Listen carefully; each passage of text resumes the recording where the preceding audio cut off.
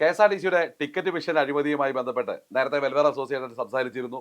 എങ്കിലും കണക്കുകൾ കുറച്ചുകൂടി വ്യക്തവും തെളിവോട് കൂടിയതും നിയമസഭയിൽ നിന്നും ചോദ്യത്തിന് മറുപടിയായി മന്ത്രി പറഞ്ഞതിലൂടെ കടന്നു വന്നിരിക്കുക. അപ്പൊ ഞാൻ നിങ്ങളോടത് വായിച്ചു കേൾപ്പിക്കാം. അതായത് കെ.എസ്.ആർ.ടി.സിക്ക് ടിക്കറ്റ് മിഷൻ വാങ്ങുന്നു. ഈ വാങ്ങുന്ന ടിക്കറ്റ് മിഷന് 15.7 പൈസ വെച്ച് എന്നാണെന്ന് എനിക്ക് തോന്നുന്നു. ഞാൻ അന്നേരം പറഞ്ഞിരുന്ന അന്നേരം നമുക്ക് പത്രമാധ്യമങ്ങളിൽ നിന്ന് ലഭ്യമായ ഒരു കണക്കാണ്.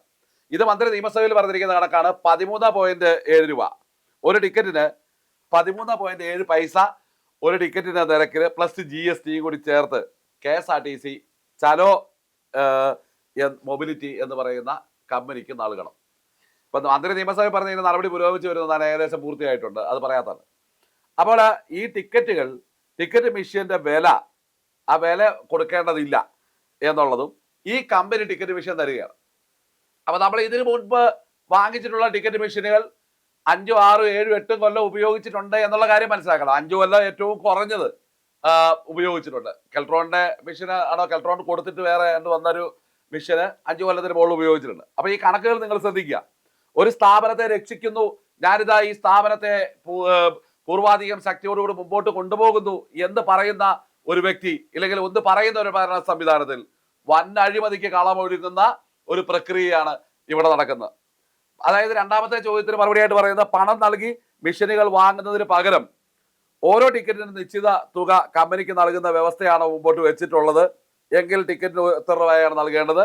ഇപ്രകാരമുള്ള വ്യവസ്ഥ വ്യവസ്ഥയുടെ വിശദാംശം പറയാമോ എന്നുള്ള ചോദ്യത്തിനാണ് ഈ പൈസ 13.7 പൈസ പ്ലസ് GST, അതിനകത്ത് കൺസെഷൻ യാത്രക്കാരെയും ലഗേജ് ടിക്കറ്റും ഒഴിവാക്കി ഒരു ഔദാര്യം കിട്ടിയിട്ടുണ്ട് കേട്ടോ.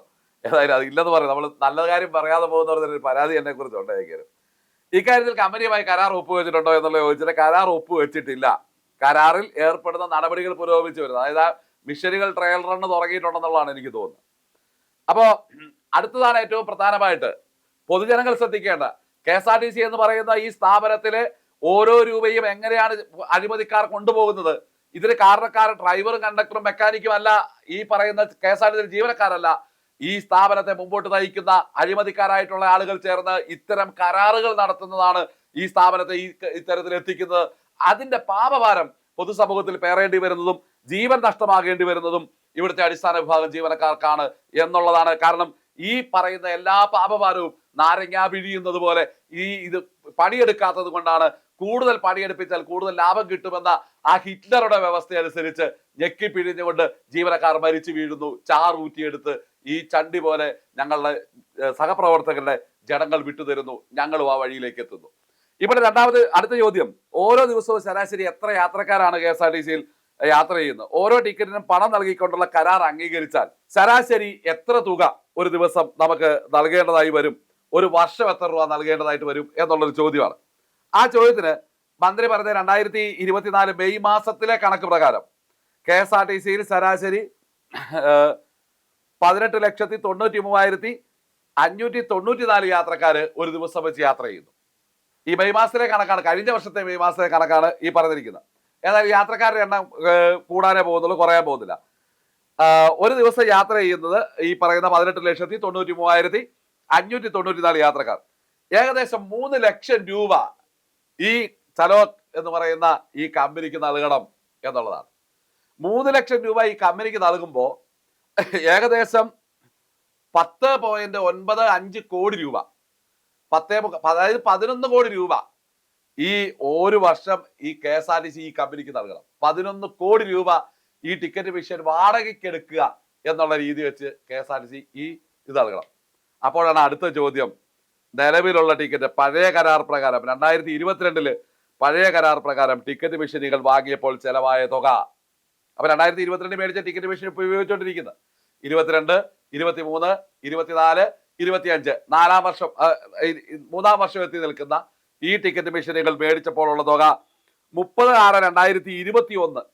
അതായത് നിങ്ങൾ നോക്കണം, 22, 23, 24 3 വർഷമായി. ഇപ്പൊ 4-ാം വർഷത്തിലേക്ക് എത്തിയിരിക്കുന്നു. ആ ടിക്കറ്റ് മെഷീൻ മേടിച്ച തുക 5500 എണ്ണം ടിക്കറ്റ് മെഷീനുകൾ വാങ്ങിയത് 5,07,84,250 രൂപ. അതായത് ഒരു വർഷം ഈ ചലോ കമ്പനിക്ക് കൊടുക്കുന്ന തുക എത്രയാണോ അതിന്റെ പകുതി മതി KSRTCക്ക് 3 വർഷം. ഇപ്പൊ ഈ ഏറ്റവും കുറഞ്ഞ 3 വർഷം ഉപയോഗിച്ചിട്ടുള്ളൂ. 3 വർഷം മിനിമം കൂട്ടിക്കോ. 3 വർഷം ഉപയോഗിക്കുവാനുള്ള ടിക്കറ്റ് മെഷീൻ KSRTCക്ക് 5500 എണ്ണം, 3900 വണ്ടിയേ ഉള്ളൂ, 5500 എണ്ണം മേടിക്കുന്നതിന് ചെലവാകുന്ന തുക എന്ന് പറയുന്നത് ചലോ കമ്പനിക്ക് ഒരു വർഷം വാടക കൊടുക്കുന്ന കാശിന് 2 പ്രാവശ്യം മേടിക്കാം. 2 പ്രാവശ്യം മേടിക്കാം മെഷീൻ. അപ്പോൾ ഈ അഴിമതിക്ക് ആരാണ് കൂട്ടുനിൽക്കുന്നത്? ഇതിന്റെ ഉത്തരവാദികൾ ആരാണ്? ഈ കടവും ഇതിന്റെ പാവഭാരവും ഈ 11 കോടി രൂപ വെച്ച് ഈ കമ്പനിക്ക് നൽകുന്നതിന്റെ ഈ നഷ്ടവും ഈ നഷ്ടത്തിന്റെ കണക്കും ഈ ജീവനക്കാരുടെ തലയിലേക്കാണ് വരുന്നത്.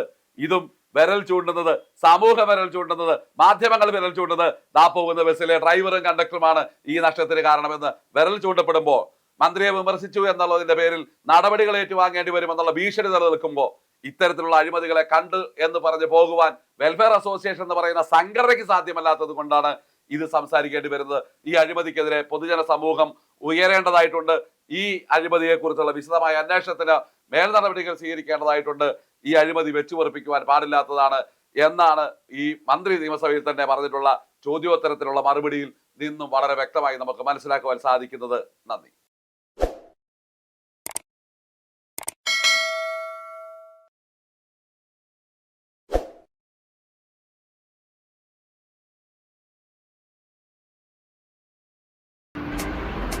Thank you.